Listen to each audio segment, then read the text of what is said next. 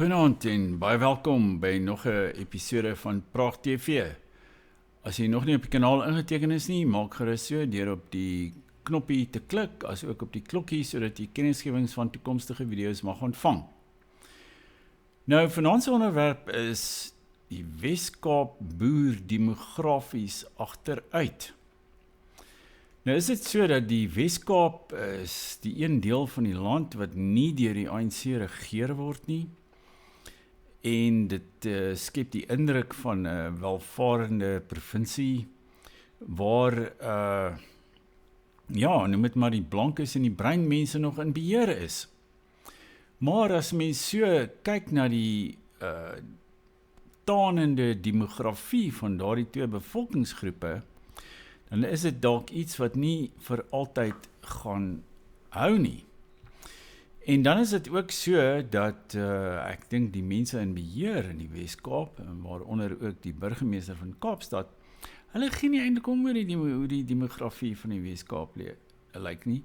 Net soos wat mevrou von der Leyen van die EU nie omgee oor die demografie van die Europese Unie nie. Hierso was iemand op X wat getweet het of geplaas het, there are 50 million Muslims in Europe, 40 million of whom receive social benefits. Shocking data. Source Grok. Nou ja, 50 miljoen moslems in Europa en 40 miljoen leef of teer op die welvaartsstaat. Dit is hoe dit in Europa gesteld is. Daar is natuurlik 'n term wat die Vlaminge daarvoor gebruik. Hulle praat van omvolking, om die bevolking van 'n gebied te verander. Dit noem hulle omvolking. Dis 'n term wat ons net so ook in Afrikaans kan gebruik. Daar is natuurlik 'n ander term wat 'n Fransman met die naam Renaud Camus gebruik het. Dit heet le grand remplacement, die groot vervanging. En dis 'n term wat ook oorgewaai het Amerika toe en 'n klomp mense gebruik dit. En nou is daar ook van die media wat dit as 'n verregse term beskou. Maar nou ja, alles wat 'n mens deesdae waarskynlik sê klink wel verregs. As jy net die werklikheid beskryf, dan is dit al klaar verregs. Maar voordat ons dieper ingaan op hierdie probleem, wil ek jy ook net weer herinner aan ons boeke wat steeds te koop is in die winkel hieronder op hierdie kanaal. En veral natuurlik Hart van Duisternis, dis wel 'n tema wat ek dink pas by hierdie video, want ons gaan so 'n bietjie gesels oor hierdie omvolking en die gestadigde verafrikanisering wat in die wêreld plaasvind. As ons nou Noord-Afrika insluit, wat die Noord-Afrikane is natuurlik besig om en masse, soos die Franse sê, in hulle massas na Wes-Europa toe te migreer, net soos wat die Khoisas Wes-Kaap toe migreer. Nou, maar dit lyk, kyk die hoofstroom liberale en natuurlik linkse partye gee nie om hiervoor nie. Vir hulle is mense, almal is dieselfde. Dit maak nie saak wie in 'n gebied bly nie, watter kultuur of etniese groep dit is nie. Vir hulle is alle mense dieselfde en vervangbaar en wat ook al. Maar aan die ander kant, ek dink vanuit Afrika is daar nie dieselfde gevoel nie, of by sommige mense nie. En terloops het ek nou hierdie plasing op X raak gesien van iemand hierso in Suid-Afrika, haar naam is Unati Afrika. Sy het die volgende gesê op X: Africa is slowly healing. Change of white population in Africa. Nou, dis nogal 'n manier om dit te sien dat Afrika word gesond soos hy van sy blanke bevolkings ontslaa raak. En dan, ek het sommer daardie grafiek van haar, of die kaart van Afrika, het ek ook 'n kopie van gemaak. en sodat ons dit 'n bietjie groter op die skerm kan vertoon. Dit is nogal baie interessant. Hierdie is nou aan die linkerkant 1960. Daar staan Europeans in Africa, blankes in Afrika. En daar bo daai rooi ligte rooi gebied, dit is seker dan Algerië, waar daar 10% van die bevolking was blankes, Franse gewees. Maar hulle is binne 'n maand min of meer uit die land uitgejaag. En dan Suid-Afrika op daardie stadium was 21% was blankes in 1960. En 11,6% van Namibië. 7,3% van die ou Rhodesië en in Angola was daar 3,5% blankes. As ons kyk na die regterkantste kaart, dan is dit so min of meer die huidige situasie, alhoewel hy het nog verder versleg van daardie kaart af. Daar in Noord-Afrika is daar geen noemenswaardige blanke bevolking meer oor nie. In Namibië is daar net 3% vir die ou Suidwes-Afrika. In Suid-Afrika staan op 8,37%, maar eintlik is ons net 7%. Dus vir hierdie persoon word Afrika gesond, soos hy van sy blanke bevolkings ontslae raak. Nou, as enige politikus in Europa sou opstaan en sê Europa moet om genees en van swartes en Arabiere ontslae raak, dan sal daardie persoon waarskynlik aangekla word van een of ander misdryf van hy sal van oral af gedagvaar word omdat hy of sy so iets durf sê. Maar hierso in Afrika gee mense nie om te sê dat hulle hou nie van die Europese bevolkings wat al 400 jaar hier op die kontinent woon nie. Daar's ook iemand anders het ook op X so 'n bietjie gekyk na hoe die blanke bevolking in Suid-Afrika afgeneem het. Hier is hierdie persoon Taya, ek dink sy is Amerikaans, sy het die volgende op X geplaas, die blanke bevolking in Suid-Afrika in persentasie. Dan kan ons sien in 1950 was ons 21% en toe in 1960 word ons 20% en toe het dit so geleidelik afgeneem tot vandag se 7,1%. Met ander woorde, dit is nie 'n rooskleurige prentjie sover dit ons oorlewing, ons demografiese oorlewing in hierdie land betref nie. Maar nou, die punt is dat die mense in die Weskaap, hulle ervaar nie hierdie soort druk nie. Soos ons in die res van die land, ons bevind ons reeds onder soort afrosentriese oorheersing en ons is bewus daarvan hoe min ons is.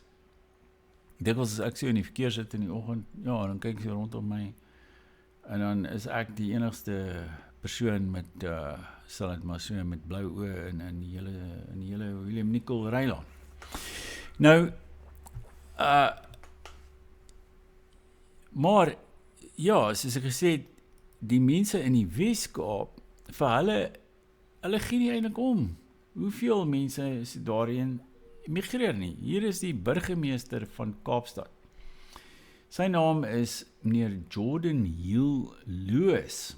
Hy het so, ek sien hy meneer John Steenhuisen eet glo baie, hy het baie uitgeëet, Uber bestel en als goed. Hierdie ou lyk ook asof hy baie eet. En maar hierdie Jordan Hill Lewis gaan blykbaar ook die volgende leier van die DA word. Met ander woorde, die Weskaapse oorheersing van die oppositiepolitiek in Suid-Afrika duur steeds voort en natuurlik die DA party, hierdie liberale party, wat so onder Tony Leon daar in die laat 90er jare het hy so half vir 'n paar maande so half 'n regse klank begin kry toe Tony Leon gesê het, fight back, veg terug. En ek dink Winnie Mandela op daardie stadium het gesê, dit klink soos fight black. Veg die swart is, maar dit het nie te lank gehou nie en toe die DA weer in sy ou progressiewe soort liberale diskurs verval en hierdie meneer Jordan, Hugo Lewis, hy is baie linksliberaal. Hy het byvoorbeeld, ek het iewers gesien, hulle het hom gevra, wat is sy gunsteling boek, sy gunsteling Suid-Afrikaanse roman, en toe sê hy, dit is Alan Paton's Cry to the Beloved Country. Nou ja, dit is seker een van die groot suksesverhale van die linkse literatuur in Suid-Afrika. Cry the Beloved Country wat in Amerika onder liberale Amerikaners 'n blitsverkoper geword het en ek dink amper dit het 10 tot 15 miljoen verkoop en ek dink die skrywer Alan Paton het as 'n dollar miljonair afgetree. Nou en die volgende vraag wat hulle toe vir hierdie meneer Loos gevra het is, wie is jou gunsteling politikus in Suid-Afrika? Het hy gesê Nelson Mandela. Dus Alan Paton, Nelson Mandela, ek dink ons verstaan hoe sy kop werk. En toevallig het hy nou ook verlede jaar, in 2025, het hy maatskaplike behuising in die middestad van Kaapstad laat oprig en dit het verskyn in News24, die liberale webblad van meneer Adrian Basson, en daar staan, die opskrif is Addressing Injustice of Evil Racist Regime, Cape Town to Release CBD Land for Housing. Met ander, en oor die algemeen is die DA baie trots daarop, dat hulle besig is om, so vinnig wat hierdie migrante van die Oos-Kaap inbeweeg, rig hulle dan maatskaplike behuising op, sodat hulle vir almal behuising verskaf, en natuurlik hierdie beskikbare behuising in die Wes-Kaap veroorsaak dan nog meer migrasie van die Oos-Kaap na die Wes-Kaap. Dus is dit net 'n kwessie van tyd voordat die demografie van die Wes-Kaap geheel en al en permanent verander, en dan gaan die politiek daar maar lyk soos in die res van Suid-Afrika. Trouwens, ek het so 'n bietjie gaan kyk op Wikipedia.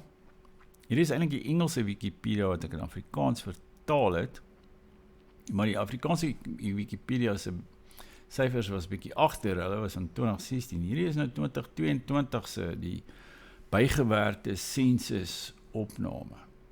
Daar is 7,4 miljoen mense in die Wes-Kaap. 30 meeste in Suid-Afrika, seker Natal, dis Natal, Oos-Kaap, Gauteng. Dalk is dit die 4de meeste, maar in elk geval. Goed, dan kyk ons na bevolkingsgroepe. Gekleurde staan wel, dis nou hoe Google dit vertaal het, die kleerlinge of breinmense is 42%, swart 38,8%, en dan blankes 16,4%, Indiese of Asiatiese bevolking 1,1%, en dan die tale is Afrikaans 41%, Xhosa 31,4% en Engels 22%. Ons kan sien dat die Xhosa is minder as die swart bevolking, met ander woorde, die ander swart is daar praat seker nou maar Engels. Maar dit wys vir ons, die swart bevolking, die Xhosa bevolking is al op 38%, en om tot by 50% te kom, lyk nie meer te ver nie. En dan gaan die Wes-Kaap se demografie, maar soos die res van die land lyk, en die politiek gaan daarmee saam verander. En my vraag is eintlik, hoekom is mense, as ek in die Wes-Kaap gewoon het, dan het ek baie hard beklei om te sorg dat ons provinsie nie oorweldig word nie. Dat die Wes-Kaap sy autonomie behou, dat dit, ek weet nie van 'n DA-regering, maar dat dit nou ten minste nie 'n ANC-regering, het nie, alhoewel die ANC en die DA is maar, hulle is nou saam in die nasionale regering in elk geval, en ons sien daar is nie so groot verskil tussen die twee nie. Maar ten minste, ek sou daarom probeer beklei het in die Weskaap, dat die provinsie sy demografiese samestelling behoort te behou.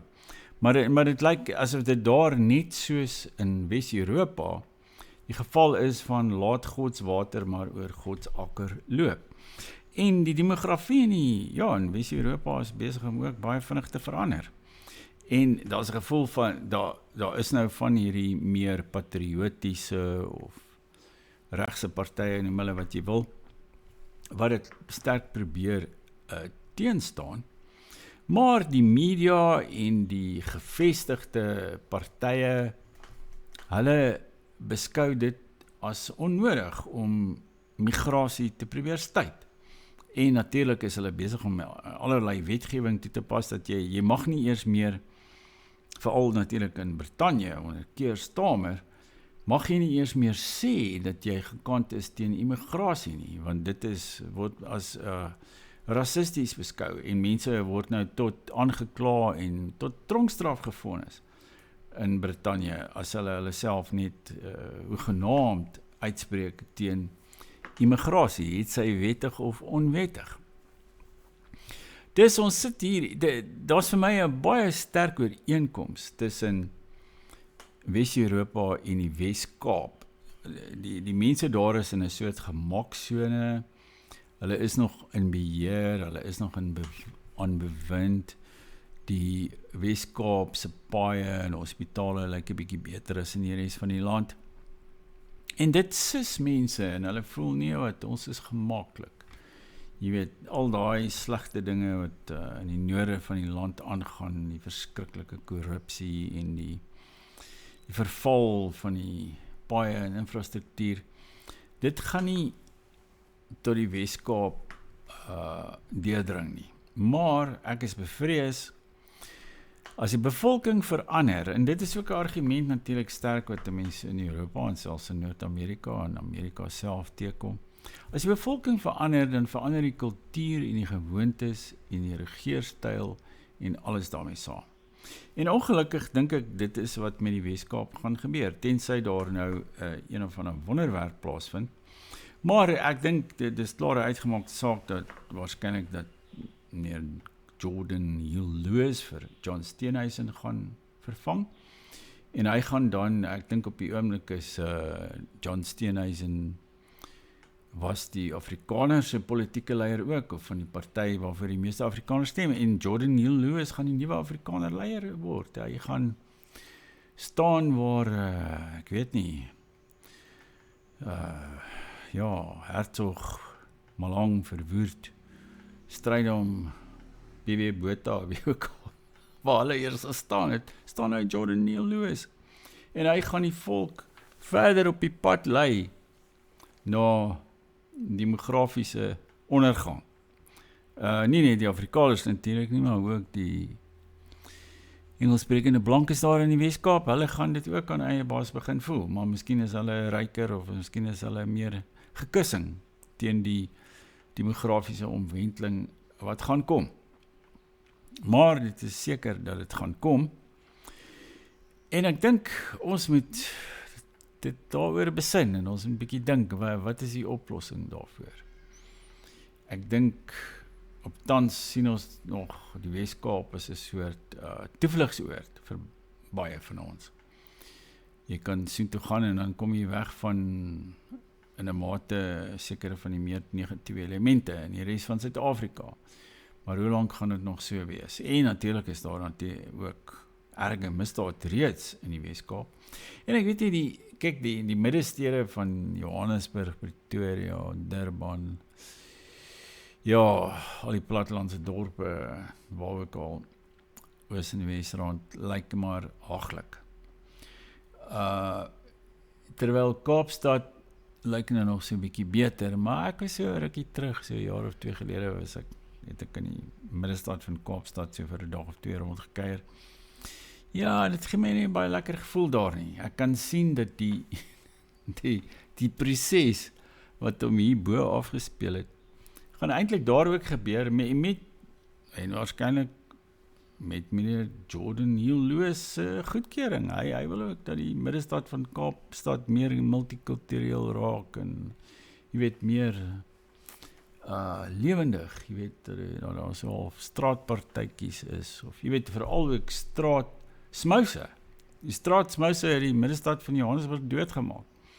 Ek dink die straatsmouse gaan dieselfde doen in Kaapstad. Maar nou ja, lewer gerus kommentaar hieronder wat jy dink van my taamlike pessimistiese vooruitsig vir die Wes-Kaapse demografie. En moenie vergeet om 'n boek te koop nie en ook om by die kanaal in te teken nie. Tot volgende keer, totsiens.